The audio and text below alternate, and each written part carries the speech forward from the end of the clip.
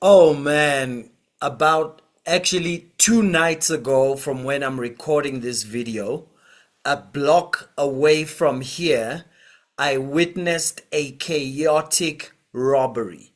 Not only did I witness the chaotic robbery, but I caught it on my own phone camera. So in this video, I'm going to show you what I got on camera. And then what will happen is after that, I'll tell you exactly what happened and where it ended up. I ask that you stay till the end because we are going to talk a little bit about why we have such a crime problem in the country. It's going to be very different from what you hear everywhere and usually. And not only I ask you to stay till the end for that, but in the end, I'm going to tell you something because you may be able to help us to solve this crime and hopefully get this guy arrested. Okay, so if you're ready, please press like. So this is me 2 nights ago driving back from McDonald's, get overtaken by a Corolla at full speed, followed by an Audi at full speed, and the speed was like, this is not normal. So then they turn left towards where I stay as well. So then they park next to each other in the road. We park behind them. They take off again. And after they take off again, I think, nah, something is not right here. So I follow them down the road, pull out my camera on my phone, and this is what happens.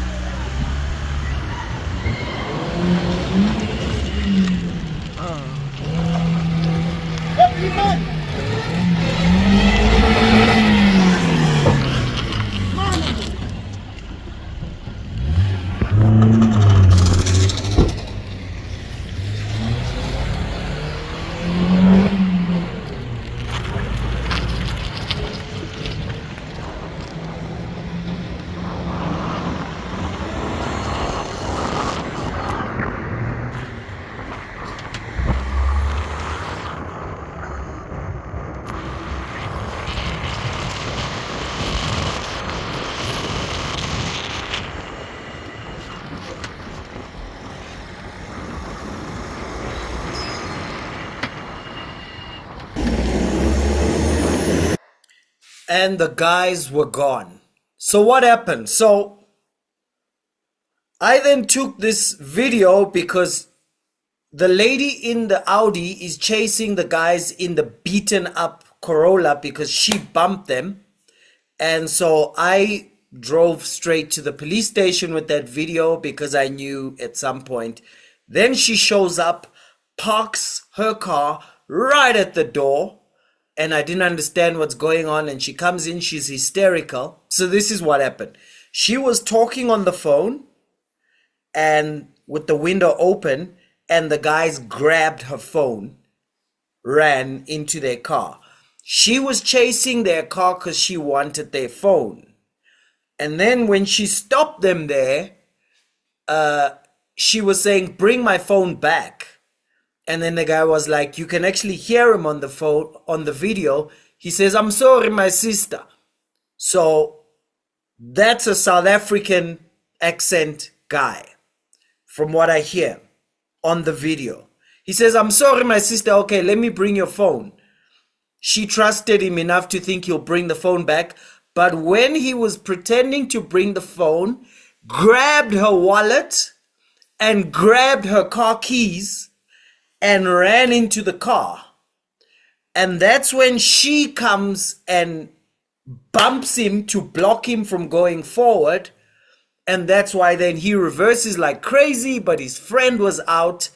Zimbabwean accent. He says, wait for me. It's like in Ndebele Zimbabwean accent. He says, wait for me, man. And then he gets in the car. And now I was on the opposite lane, as you saw. So he came and missed me by, a few centimeters and ran away going head to head, against the traffic on the one way on the left and disappeared. So when she got to the police station, she went and parked right there by the gate because she had to keep her engine going because cell phone gone, wallet gone, car keys gone. Crime in South Africa. And of course the cops were South African police, so they were like, so why did you go to them? They just, even when she left, they just stayed on talking, blaming her for getting mugged. So this is South Africa, is probably like the crime capital of the world. Is that an exaggeration? No, it's not. Let's show you a few things. This is the murder rates. On the left is 1920. Right about there, that's going up to about 1980s. And then, of course, you can imagine that's the time when we had everything leading up to the end of apartheid. The peak there is 1994 when the crossover happened. This is murders per 1,000. Okay, right up, if you can see where my hand is, the peak there is when Mandela took over. From the time that Mandela took over, Rainbow Nation, and if you actually think about everything Mandela and Thabo Mbeki did were very uncomradely things. Mandela said, let's forgive. He still sort of, pushed the comradely things, but he was like, let's forgive. When they sang, I'll show you a video one of these days, when they sang, kill the Boer, Mandela would just be quiet. And then the economy started growing. What happened to the murders? And if it happens to murder, it's happening to all other crimes. From 1994, the economy was growing all the way to the line that's right behind my head. My head is literally at 2008, the center of my head. At that point, that's when President Jacob Zuma took over. And they had fired Thabo Mbeki. A big reason is because Thabo Mbeki had a very difficult presidency because he was a sellout. I don't care what you say. Thabo Mbeki is a sellout comrade. Thabo Mbeki did things that were business friendly. Thabo Mbeki did things that were not angry. Thabo Mbeki did things that were not envious. President Thabo Mbeki did a lot of things that were reasonable. Ram Rasool is an old friend and comrade of mine. But I think in this instance he made a mistake. He said things about his host president, which he should not have said. The ambassador that gets posted is by agreement with the host country. With the host country having made their own assessment that this person of such caliber and quality, that indeed this is a person that the head of state can engage, because you are an envoy to the head of state. Now you can therefore understand that as such an envoy, you can't go around expressing negative opinions about your host.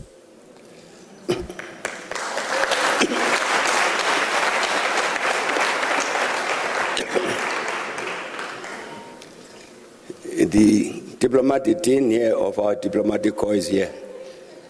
He knows this very well. He says Pretoria should continue to engage with Washington, D.C. to thaw frosty ties. We need to have a serious, very serious engagement with President Trump and the administration to discuss and say, what's the problem? Because the problem is new. In terms of the history of our relationship with the Republican Party, which goes over many decades, we've never faced a situation of this kind.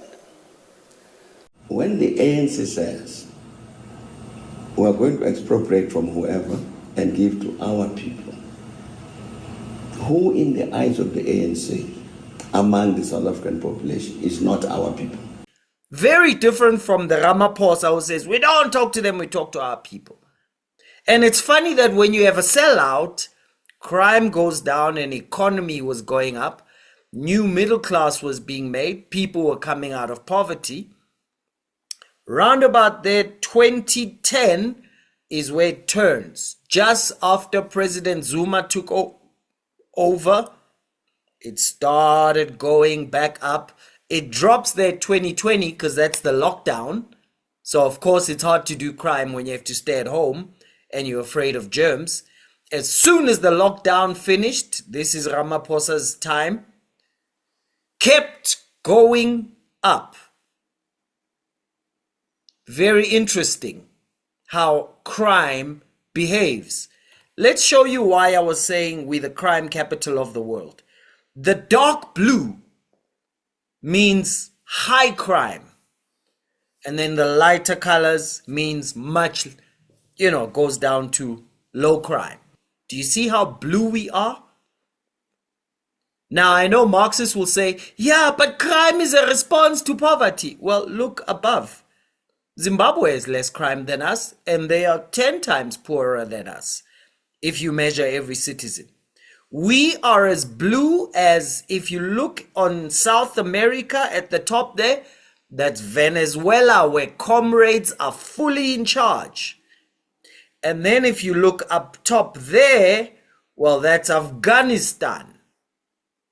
And then all the way that side with Australia, right here next to my head here, that's Papua New Guinea, which has always been a leftist government too. How come any place that has comrades in charge, the crime goes bad? If revolutionaries, comrades, and fighters get in charge, things go bad. Someone says, oh, but you hate Africa. Well, let's go to America. If you take the 10 most dangerous states in America, you'll see the one at the bottom, Memphis, Tennessee, the mayor, black guy, but he's a comrade. All of these cities, 27 out of the 30 breaking apart cities in America are held by progressives. Someone says, but you said comrade, what's happening? It's the same thing, it's Marxism. So this is how it works. You have that guy on the left, his name is Karl Marx. He's the guy who's the father of socialism and communism. He divided the world between the bourgeoisie and the proletariat, which means the working class at the bottom and the people who owned capital. So the capitalists exploit the workers, and how he worked out how they exploit the workers, you can tell this guy's never built his business in his life. He's never sold anything. He doesn't know how value works. Talks about surplus value is profits above the cost, the actual value in the production. No, silly, the value is not in the product, it's in the mind of the consumer. But I'm not going to argue with a guy who who lived off people and never worked and he just hated life. But he said, Karl Marx on the left, he said, see, the struggle is between the rich minority and the oppressed majority. The oppressed majority were the workers.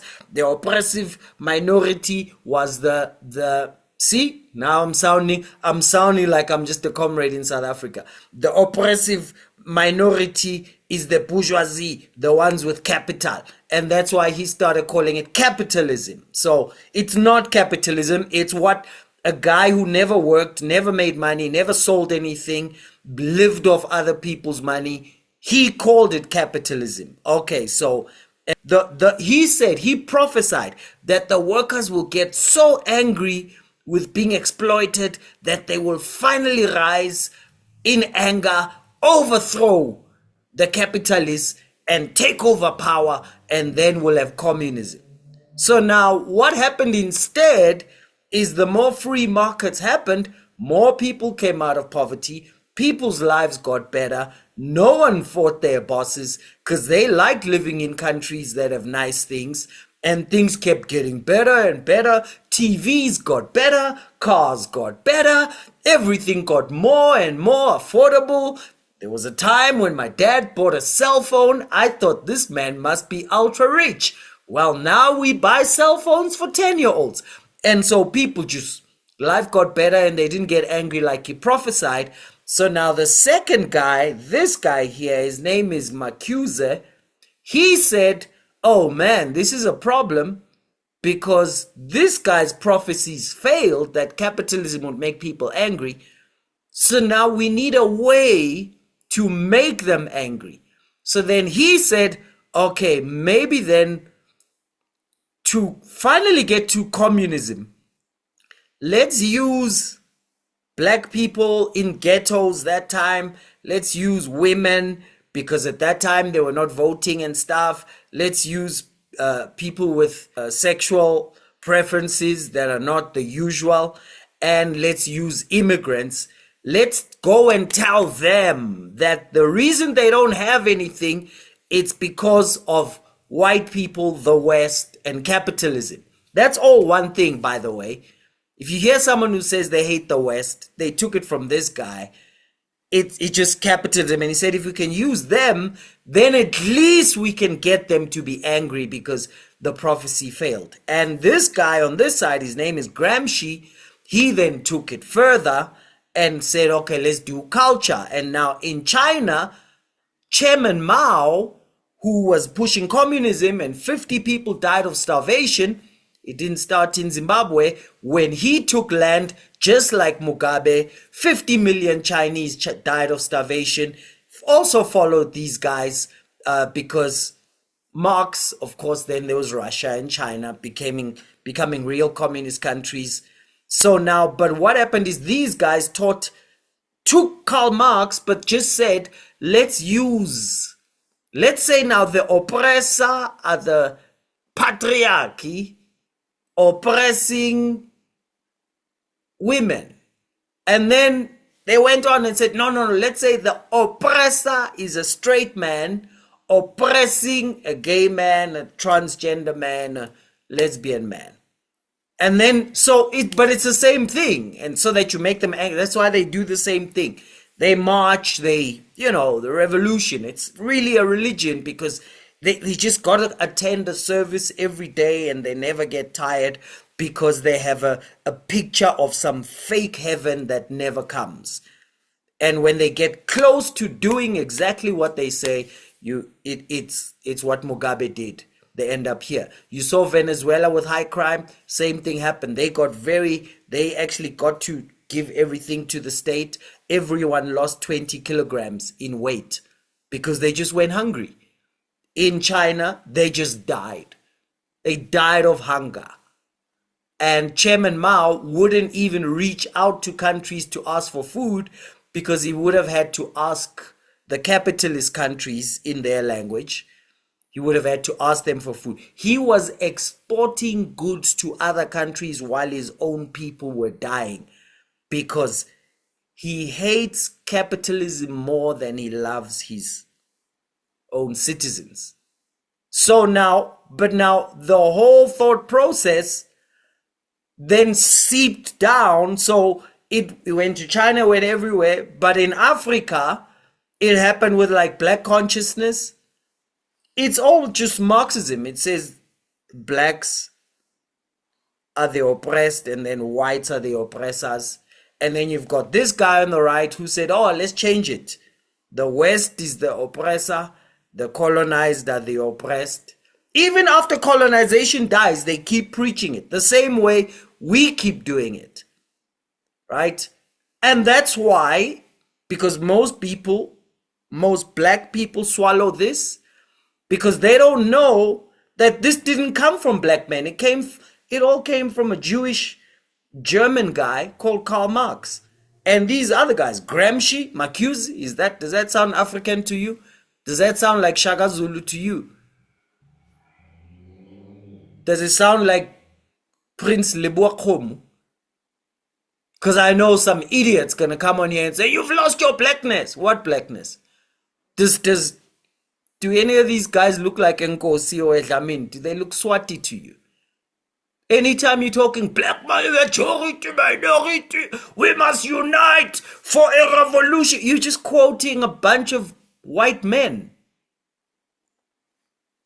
So then we had it in Africa. It's the decolonization, the black consciousness. And black consciousness is literally Marxism. It's just black people have false consciousness. Where do we get false consciousness from? From Marx, who said working class have false consciousness. And then false consciousness, and then you need to whatever. It's all Marxism. And then, of course, it comes down here.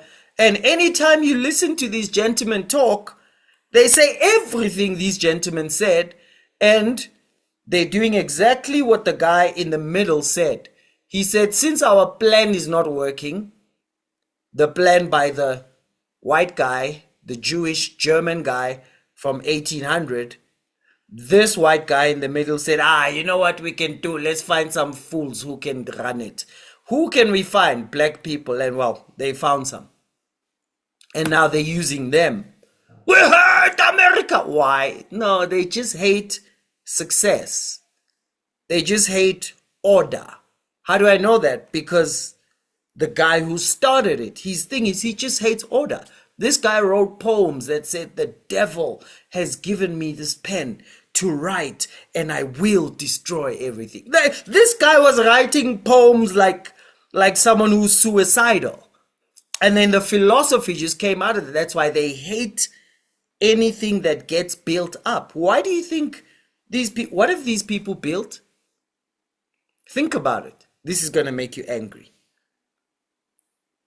Okay, let's just calculate. The government before them, there was politically unjust. But what did they build? Sasol, which they spent, Telkom, which they spent, Transnet, which they spent. Should I need to go on? The weapons, Denel, which was the best builder of weapons, which they spent. Everything. In fact, everything that you talk about that the ANC did for people, they were spending money from assets they never built. As soon as it was finished, then we got to start looking and say, what have they built? I will tell you one thing they built, Mandela Bridge, where all the homeless people sleep. And as soon as they started passing their Marxist policies, the money dried up. That's why they're asking for taxes. Every Marxist policy they pass, why did they pass minimum wage? Working class unite. Why did they pass BEE? Working class unite. Why did they pass Bella? Working class unite. Why did they do anything that they do is because they're taking instructions from this guy. But what you find is that always, I was telling you why America, because the American ones, the Democrats, follow these ones. That's why they like the black-white thing in America. They always play up race and women and whatever. And DEI, which is their version of BEE, which of course then Trump defeated it, but they were Marxists, and all their cities collapse. We grew up watching videos of California, beautiful. It caught fire. It's under a Democrat, almost a comrade, but pushing same thing as these people, just in different words. So he used to say working class unite. Now they say we need to stand together as women. It's the same thing, right? They just use better language. They say inclusive, all that thing. It's just this. It's communism. It's socialism, communism stuff. That's why these ones are fighting for inclusive growth. It's not new. The ones up there in America that are collapsing the cities are the inclusive people. But I know if things get really rough, or where I am, it catches fire, I hope for a man twice my height, twice my width to save me. I'm sorry. You say women aren't good enough? No, I'm just saying if I'm in trouble, I will feel better if the guy who kicks down my door is twice my size, twice my width to rescue me. I will. Now, those guys were pushing like, no, you can have a short, skinny lady who should look like a model. Their cities are collapsing. Instead of checking who's best for the job, they check, do we have 3, 4, 5 quotas? It's Marxism. So the people who follow this thinking, even in America, their cities collapse. The ones who do it here in South Africa, their cities collapse. The DA is not a Marxist organization. Go to their city and then come back to the Marxist Johannesburg, collapsed.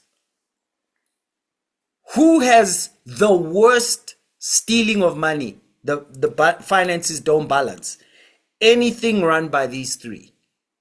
If you are pleasantly surprised to find a municipality, a province where the finances balance and it's all accounted for, here's the three I've found before. DA, always. Whether they are in Gauteng in one, they're balanced. If they're down there, they balance. Oh, it's because they're white. See, you're thinking like a Marxist. That's why you're trying to divide the country between white and black, capitalist and poor. The next place where you find finances balance, you found places run by the IFP. Do they have better mathematics? No, they have a better philosophy. Even the IFP breakaway, the NFP, there we go. You go to that city, that little local municipality that Gayton Mackenzie had, he did in 100 days there what the ANC couldn't do in 1,000 days. Now, I know politicians have all of their nonsense, but here's the thing. Philosophy is greater than all of it. There is no way for these three on there to not have a high crime place. Why? Because they believe that. So, biblical reaction. Romans 13 says, let every soul be subject to governing authorities, for there's no authority except from God. In other words, the whole concept of someone being in charge is God's idea. And the authorities that exist are appointed by God. Therefore, if you resist, you're resisting something ordained by God. So, having government is God's idea. But what's their point? What are they supposed to do? To terrorize evil workers. The first thing a government must do is maintain law and order. But Marxism doesn't believe in law and order. By two ways, they have whataboutism. So they say, the guy who took that phone from that lady and traumatized her, they say two things. Number one, they say, but first, we need to see the socio-economic factors that led to the guy going and attacking the... They immediately want to understand the perpetrator before they understand the victim. Why? Because for them, the perpetrator is the oppressed. So they're always very light on crime. They don't want to terrorize evil. The number two thing they do is the whataboutism. So they say, yeah, you're complaining about that lady having a phone ripped out like that and everything that happened. What about the crime of Steinhoff? Right? So they always feel, I don't want to solve the crime down there because I'm more envious of what's up there than caring about what's down here. That's why the black people who vote for these guys, they don't understand. These people hate the West more than they love you. They just want to see someone make less money and they take some more than they want you to make money. That's why they are sellouts. Made more money for black people. So they must terrorize evil. So law and order is the number one. He says, do you want to be unafraid of the authority? Do what is good and you will have praise. So the second is they praise. Another way to put it is incentives and rewards for good. One of the most important goods is business.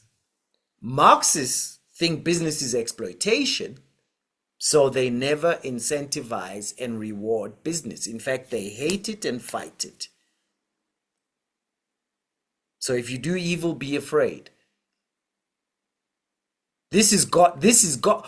God's not soft on crime. In fact, God defines government by dealing with crime, evildoers, including business evil, like, if business starts price fixing, you need a government that can deal with that. If business starts antitrust things where they stop competition unfairly, don't want to get into deep things. Businesses is supposed to do that because that's evil and that's in the way of the people who are trying to do good. So this is what business must do. But look at this. He's an avenger to execute wrath on him who practices evil, not to understand the evildoer. Not in the Bible. Marxists say, no, we need to understand the evildoer. No, the Bible says, no, punish crime. And look at this, verse 6. Because of this, you also pay taxes. Taxes are only legitimately paid because a government is dealing with crime. Let me tell you, every cent of tax you've ever paid, you've been robbed. So anyway, this is different from what Marx tells you, but no man can serve two masters. Either he will love the one or hate the other, or he'll respect the one and disrespect the other. You can't serve God and Karl Marx. Gling, gling. Make sure you're not just subscribed, but you've rung the bell. But let me hear your thoughts below. And this is the final thing. If you know anyone that's able to go to that video I showed you and be able to see the number plate, please let me know. It will help us catch those evildoers who traumatized that young lady and had her, took her goods, stole her wallet, stole her car keys, stole her phone. If you know how we can get that number plate, please let me know in the comments below. And let me hear from you in the comments below. Let's make history together. Cheers.